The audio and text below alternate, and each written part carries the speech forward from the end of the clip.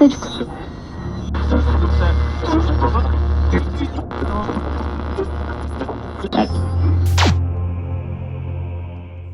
le dimanche du réveillon de Noël, donc c'est pour ça que je me suis dit, bon, les gens sont en famille et ils ont bien raison, et je me suis dit, je vais faire un vlog. Je me suis posé les questions que j'aimerais qu'on me pose.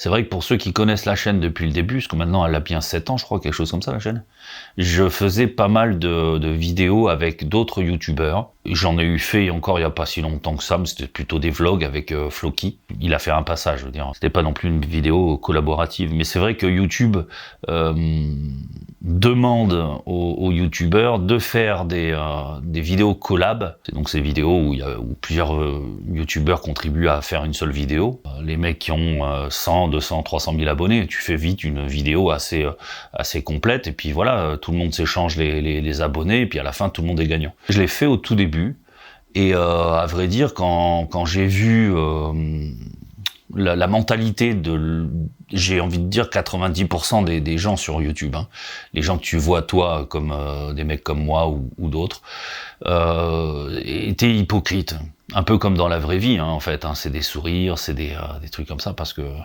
qu'ils savent très bien que c'est leur commerce, quoi, leur fond de commerce, c'est leur image.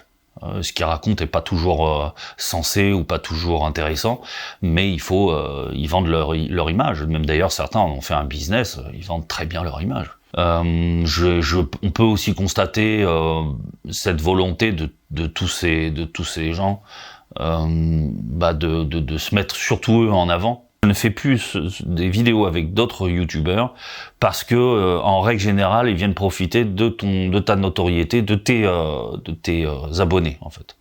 C'est uniquement ça. Derrière, si encore il y avait une sympathie, des appels ou des choses comme ça, j'ai été assez proche avec un youtubeur, un ancien youtubeur que je citerai pas pour lui faire de la pub, mais quoi qu'il ait peut-être pas besoin de moi pour ça. On était assez proches, on avait fait une émission ensemble, un live. J'ai expliqué pourquoi j'ai arrêté, et j'ai expliqué pourquoi d'ailleurs je voulais plus faire quoi que ce soit avec lui. Et voilà, ça c'est malsain parce que comme il y a des sous-entendus, tu te fais souvent baiser, et quand tu t'en rends compte, ça dépend des caractères, et moi j'ai un caractère explosif, ça explose. Voilà, moi ça avait explosé et je voulais plus rien savoir. Moi, ce mec-là, un petit coup de balai, pour moi j'en suis débarrassé. D'ailleurs, c'est ce qui s'est passé, mais il en a profité visiblement pour me chier à la gueule, ce qui fait que j'ai eu très vite une mauvaise réputation auprès de tout le monde, et ça m'a coupé avec tout le monde. Alors quelque part, ça m'a fait chier parce que finalement je pense pas l'avoir mérité, et après réflexion et avec mon âge, avec la maturité, ça m'a pas fait de mal du tout parce que j'ai grandi de mon côté, que mes 200 000 abonnés que j'ai sont vraiment des abonnés dits organiques, c'est-à-dire que par rapport à un algorithme comme YouTube, vous êtes venu naturellement me trouver. C'est pas moi qui ai été vous chercher. J'ai pas payé pour vous chercher. Je ne suis pas passé par un autre youtubeur pour aller chercher ses abonnés à lui. Quand bien même certains connaissent les uns et les autres, puisque Google est intelligent et vous envoie vers les youtubeurs ou les chaînes en tout cas qui sont susceptibles de vous intéresser selon vos déplacements sur leur plateforme. Voilà. Et voilà, ça me va très bien. Alors je dis ça, mais paradoxalement, théoriquement, on doit faire une vidéo avec Floki je ne dis pas le projet. C'est un projet que j'ai lancé il y a... Enfin, c'est même pas moi, non, je lui ai demandé un coup de main pour quelque chose de personnel, et il m'a dit, ah bah tiens, on pourrait faire une vidéo, et j'ai trouvé ça pas bête. Bon, lui comme moi, on est très lent pour faire des vidéos, donc du coup, c'est un projet qui date depuis cet été, mais on n'a rien encore tourné, donc... mais voilà, il y aura quand même des vidéos plus tard.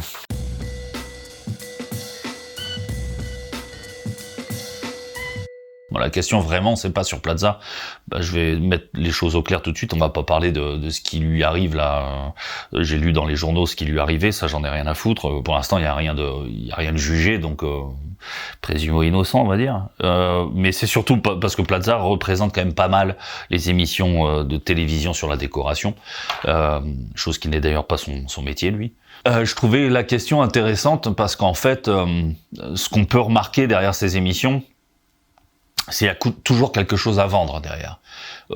Sur YouTube, on nous oblige à déclarer les liens affiliés, à déclarer, enfin on nous oblige, t'es obligé de rien, mais aujourd'hui c'est mal vu si tu passes à travers, quoi. On nous oblige à déclarer les vidéos en partenariat quand elles sont payées. Il y a même un petit bandeau qui apparaît. Et pas à la télévision. À la télévision, pour autant, c'est les premiers influenceurs du monde, puisque c'est par eux que ça a commencé. Non, les premiers, c'était peut-être la radio. Ces émissions-là de décoration, qu'elles soient sur M6 d'ailleurs ou ailleurs, sont entrecoupées de spots publicitaires.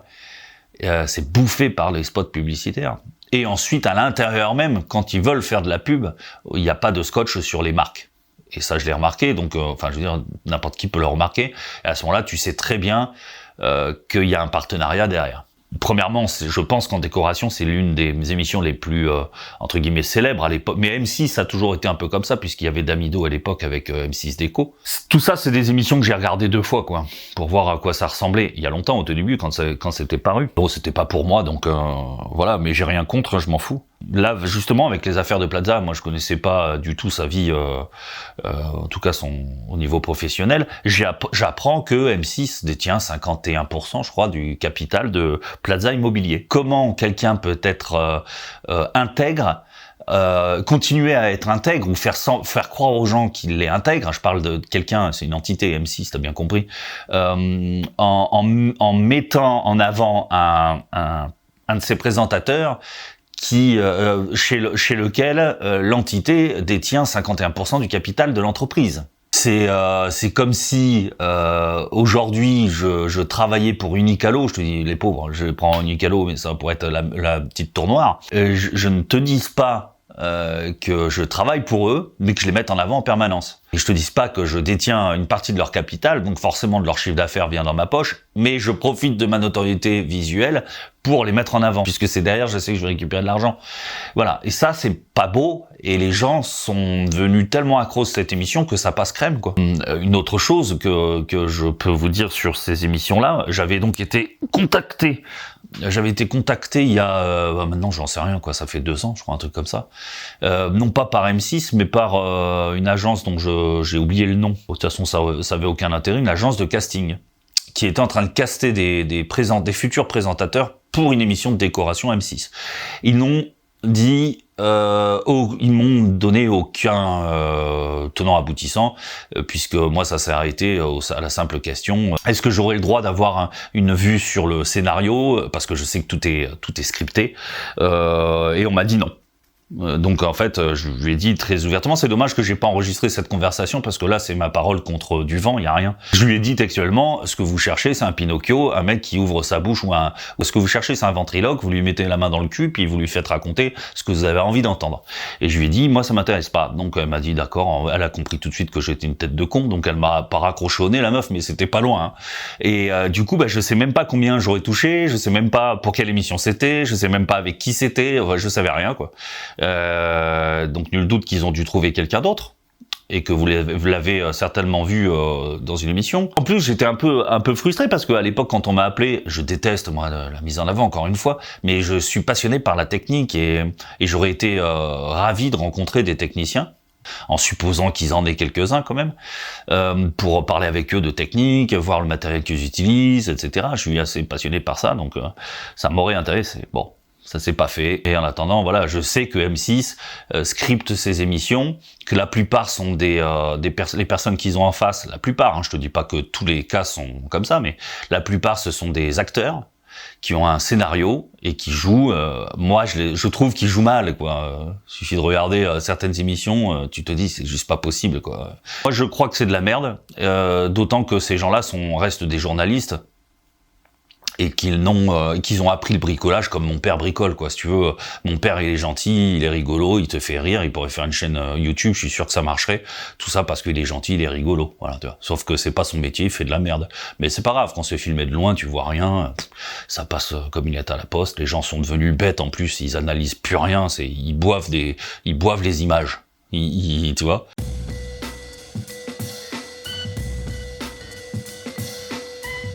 Alors, c'est vrai que la dernière fois, j'étais un peu surpris d'aller chercher mon poisson et que le poissonnier me reconnaisse. Pas été surpris que quelqu'un me reconnaisse parce que c'est déjà arrivé. Ça arrive pas souvent, hein, je te rassure, mais ça m'arrive. Et là, j'étais surpris parce que c'était mon poissonnier qui habite dans ma ville. Donc j'en parle pas parce que en fait, je veux pas qu'on sache où j'habite, quoi, tout simplement. Sur Internet, ça a été très compliqué à l'époque de supprimer mes données personnelles sur mon entreprise.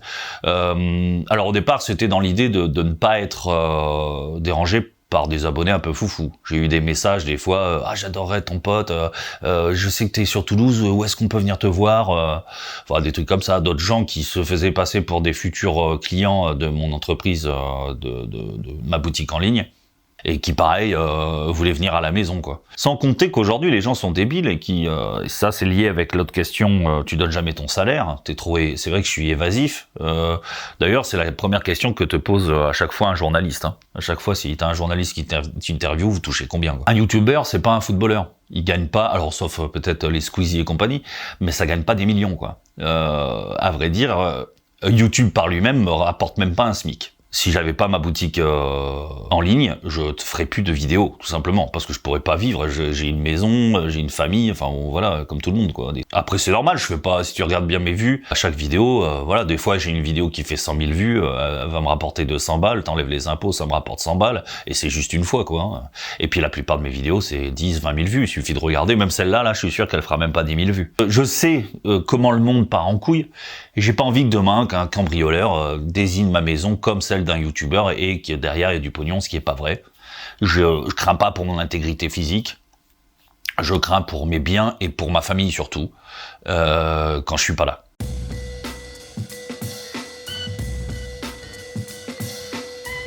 Je veux pas revenir sur mon CV, mais j'ai fait tellement de métiers avant d'arriver à celui d'artisan peintre, qu'on pourrait croire d'ailleurs que les gens qui me connaissent pas, j'ai été artisan peintre depuis tout petit.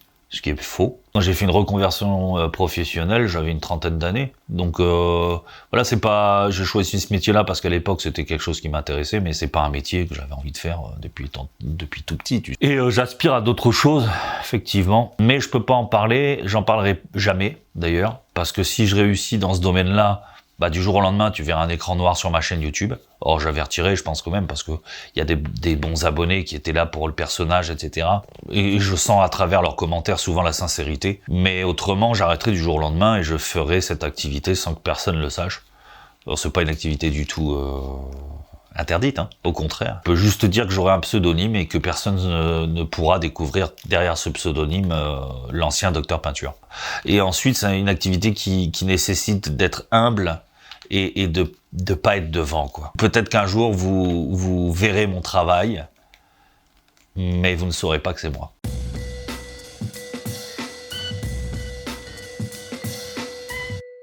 Non, ça c'est pour la déconne.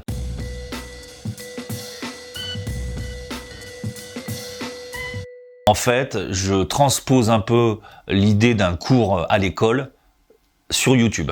D'ailleurs, c'est peut-être la raison pour laquelle il n'y a pas que des formateurs de centres type AFPA, etc. qui me regardent, mais il y a aussi des professeurs de l'éducation nationale qui me regardent et qui utilisent une partie de mes cours, et ils ont tout à fait le droit, et c'est d'ailleurs une fierté pour moi de savoir qu'ils utilisent quelques-unes de mes vidéos pour à des fins éducatives. Ça me fait plaisir.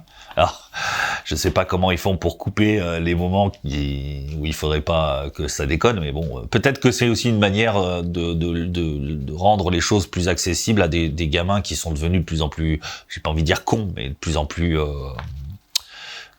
dissipés. Voilà, c'est possible. En cherchant à exposer des faits et des données techniques à un public, et là en l'occurrence quand même 80%, 90% de particuliers qui me regardent, il faut essayer d'avoir une pédagogie derrière et la rendre pédagogique à travers une face cam et un discours, un monologue certes, et encore j'ai introduit Michel, et du coup bah ça reste beaucoup de blabla, et donc il y a pas mal de gens qui sont très surpris, et quelques commentaires assez vilains où je parle trop, on voit trop ta tronche, etc. Mais ils ont pas compris la ligne éditoriale de ma chaîne YouTube, et elle est comme ça depuis longtemps et elle va rester comme ça jusqu'à la fin, quoi. Il y a beaucoup de choses techniques à dire, et parfois ça entraîne une explication plus développée, donc forcément ça fait des vidéos plus longues avec des temps de face cam plus imposants. Et ça peut être pénible pour le mec qui a un cerveau doté d'un QI de poulpe et qui éventuellement qui est plutôt accro aux vidéos très courtes. Et à ce moment-là, je leur suggère d'aller sur TikTok et de regarder un con peindre en accéléré en disant que c'est génial, quoi. Voilà.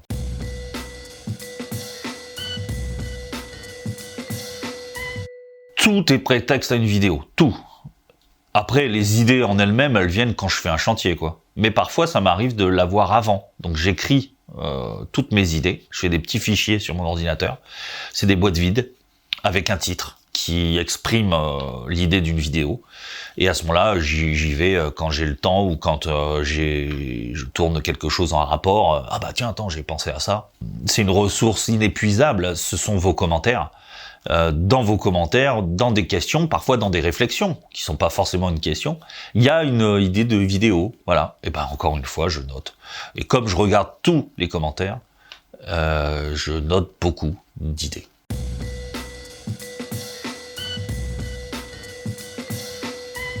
Mes vidéos, elles sont toutes scriptées. Aujourd'hui, je filme des fois à la volée, sans scripter, puisque je fais mon travail. Ou alors des fois je parle devant la caméra en me disant tiens je vais la faire à l'ancienne, mais bon ça marche jamais bien, c'est jamais beau, le micro même dans une grande pièce ça résonne quand c'est vide sur un chantier, donc je trouve que c'est laid.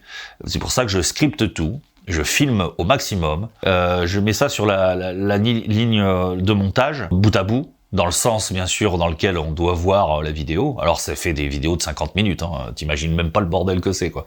Et puis j'avance au fur et à mesure et j'écris mon texte là-dessus. C'est-à-dire j'écris ce que je considère comme être le sujet d'un cours et qui nécessite une vidéo particulière et à part et précise. Et donc je développe. Après je monte tout sur Adobe Premiere Pro parce que ça fait... oh là. Moi j'ai commencé les vidéos par des courts-métrages avec des copains en 2005. En 2005. Ça va faire bientôt 20 ans que je fais du montage. Donc tu imagines bien qu'Adobe Premiere Pro, ça va, je connais, quoi.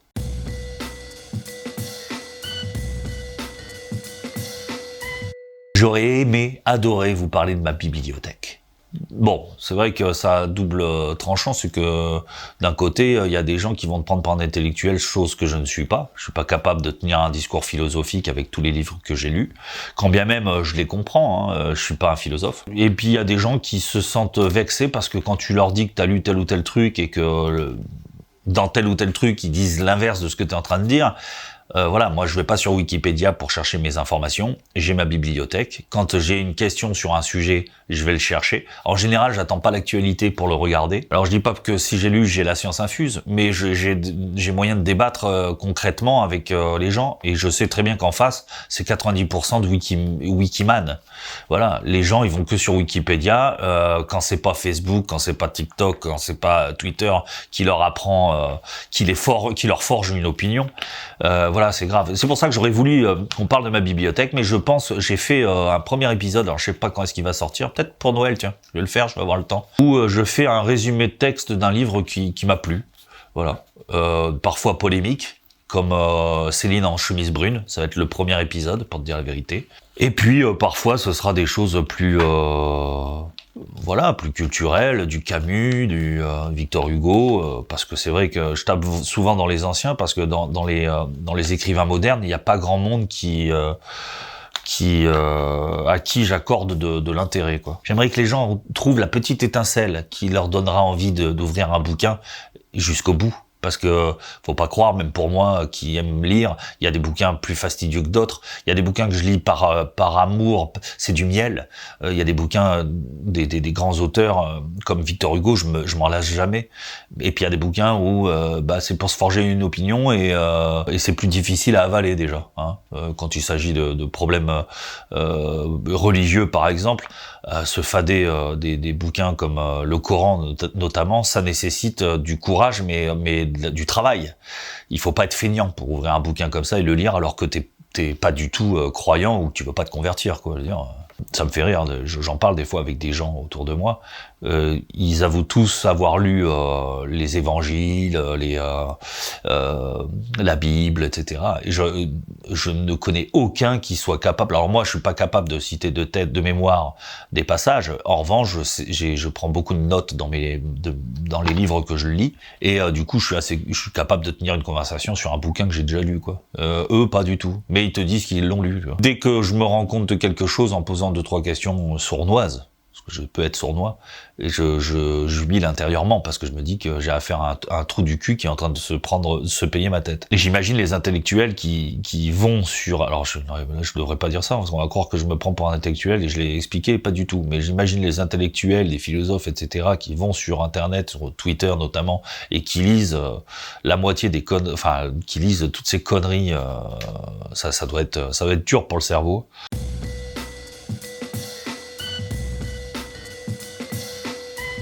Moi, j'ai jamais considéré YouTube comme un réseau social.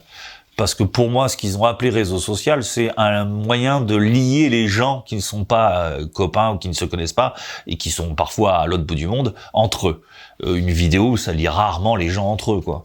De laisser un commentaire sous une vidéo, pareil. Alors parfois il y a des sujets, mais en général c'est quand quelqu'un me chie dessus, il y a un gentil abonné qui vient et qui lui répond. Ça arrive, ça de plus en plus. D'ailleurs ça me fait plaisir, mais faut pas se prendre la tête avec ça, faut les laisser pisser, faut rien dire.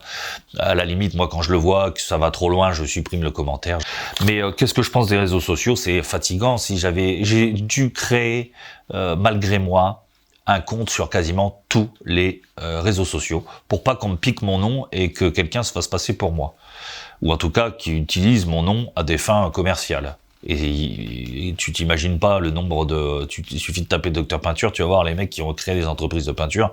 Je devais m'en occuper, ça fait assez merdeux comme ça. Mais pour l'instant, ils me font pas de mal, quoi, ils me font pas de tort. Et les réseaux sociaux, c'est vraiment, je l'ai déjà dit aussi, c'est la poubelle de l'humanité. On va trouver des choses intéressantes, mais c'est dans une poubelle, forcément, tout est mélangé, quoi. C'est une fausse sceptique à conneries, et c'est dur hein, de voir tous ces débiles. Ils ont l'impression d'exister enfin. Et alors, Twitter, c'est un des réseaux les pires. C'est un des réseaux les pires. Je me suis amusé là dernièrement à y aller. Les gens sont vraiment tournés sur eux-mêmes. Et alors ça y va, ça dit n'importe quoi. Je comprends pourquoi on est dans cette merde. Les réseaux sociaux, c'est insupportable. Si je pouvais, je n'en aurais pas.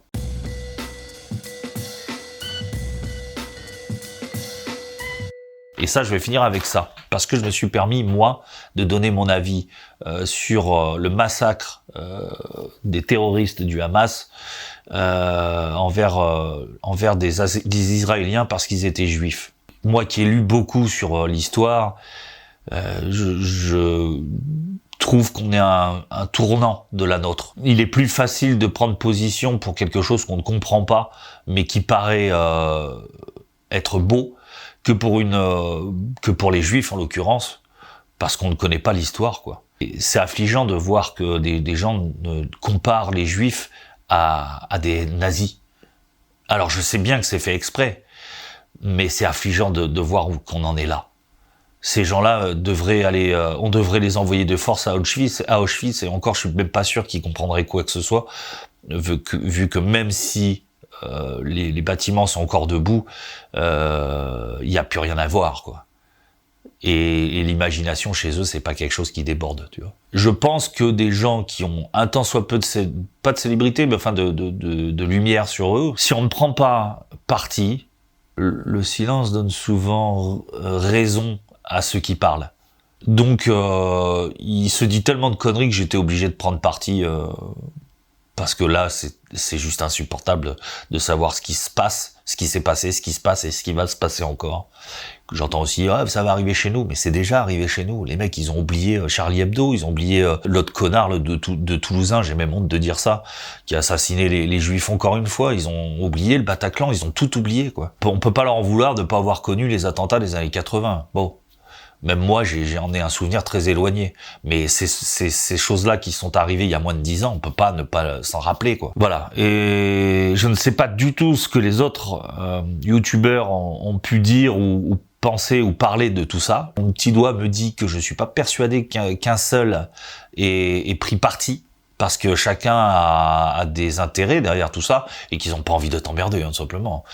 Ils n'ont pas de couilles aussi, ça c'est une évidence. Je ne supporte pas non plus, là, puisqu'on parlait de ça, le sujet c'est pas les morts palestiniens innocents, les civils palestiniens innocents, bien sûr que je suis contre ça. Le sujet c'est pas la Palestine est chez elle, Israël a rien à y foutre. Le sujet c'est le pogrom qu'ils ont fait là-bas. Ça c'est le véritable sujet. Et on dévoie à chaque fois les raisons d'un massacre parce que il y a une communauté qu'on veut pas blesser. Et ben moi je trouve ça insupportable. J'espère que cette vidéo vous a pas trop ennuyé. Moi, c'est un plaisir de parler un petit peu, de donner mon avis sur pas mal de choses. Je vais vous souhaiter à tous et à toutes une belle fin d'année, en espérant juste que vous ayez au moins la santé. Parce que je vous assure qu'en plus vous n'avez pas la santé, que vous vivez dans ce monde de fous, c'est encore plus compliqué, tu vois. Voilà. Allez, je vous fais un petit bisou à tous. Et je vous dis à bientôt pour de prochaines vidéos. Ciao. Si tu es arrivé jusqu'à ce message, c'est qu'il t'arrive de regarder à fond mes vidéos. Et ça me fait quelque chose. Jadis, tu étais un simple petit penter. Et grâce à mes nombreux tutos, tu es enfin arrivé au sommet de la chaîne alimentaire. Toutefois, tu peux pousser ta curiosité à regarder les 2 vidéos que je te propose là. Et n'oublie pas le petit pouce bleu juste en dessous. C'est si mignon. Tu es mon seul espoir.